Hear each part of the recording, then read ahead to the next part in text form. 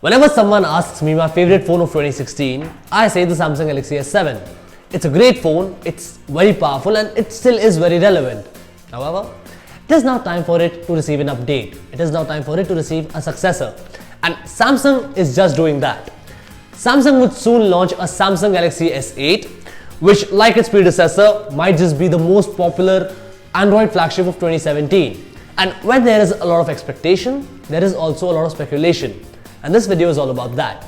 If you don't know me yet, my name is Sid. And in this video, I give you a tentative spec sheet of Samsung Galaxy S8 based on rumors, leaks, my guesstimates, so that you have a clear idea of what you are waiting for. So let's just get started. So let's start by talking about the design of the smartphone. Samsung Galaxy S7 did not receive a major aesthetic upgrade over its predecessor, and if leaks are to be believed, the S8 too might not look that distinct from them. However, there are certain changes, subtle changes that make it look a different device than its predecessors. May it be the presence of a Type-C port at the bottom, or may it be the lack of home button supposedly on the Galaxy S8. By the way, it also means that between Apple and Samsung, Samsung was the first one to drop the home button, just for the records. And there are a couple of other changes that give it a distinct designing appeal compared to the predecessors of Samsung, Galaxy S7 and S6 primarily. But I will be touching upon those while I talk about other features of the smartphone. For instance, if we talk about the display of the phone, 83% of the phone's front is likely to be covered by screen only. And the phone is also likely to have an edge curve to it by default now. There is not going to be a straight version. Which also means that fixing a tempered glass might be an issue for some. But the biggest issue for me personally is that this time the phone might not have a 5-inch variant. The screen sizes that are coming out are supposedly 5.8 and 6.2. Two versions, but 5 inch is not one of those. While personally I don't think Samsung would forego the 5.5-inch screen size because it's very ubiquitous and universal now, it is very likely that people like me who prefer compact phones might have to wait till October to get the iPhone 8 instead. However, the screen quality is going to be top notch. It's going to be a Super AMOLED display, which in my opinion should be Quad HD, but the bigger 6.2-inch Samsung Galaxy S8 Plus is being tipped to have 4K resolution as well on board.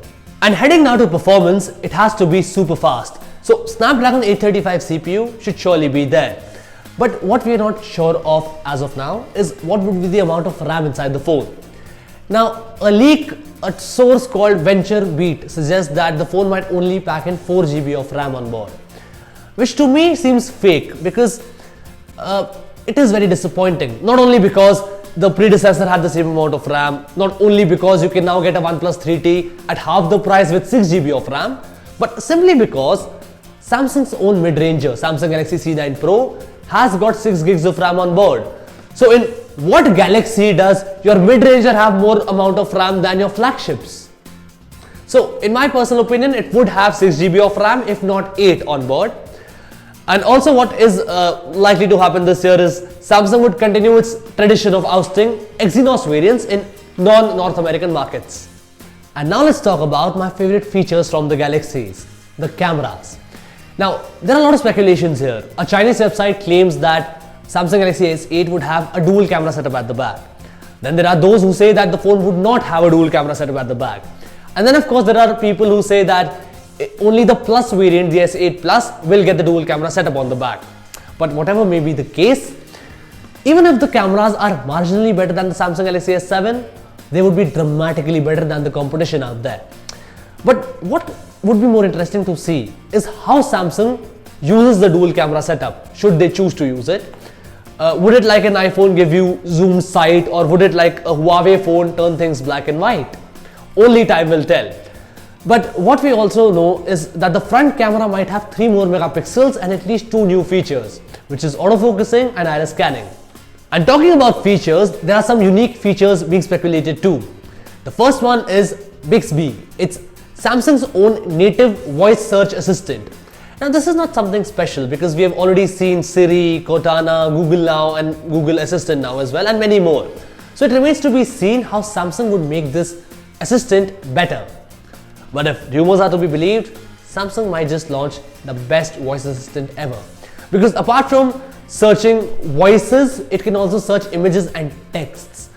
Basically, it is Google Goggles meets Google Assistant. It can use your camera and search for pictures, text, get translations and all that.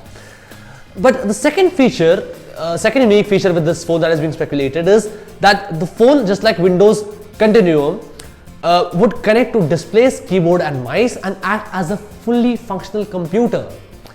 So basically, after years of being blamed to copy Apple, Samsung is now getting inspirations from Google and Microsoft. Good job. And those were some strong rumors about the Samsung Galaxy S8.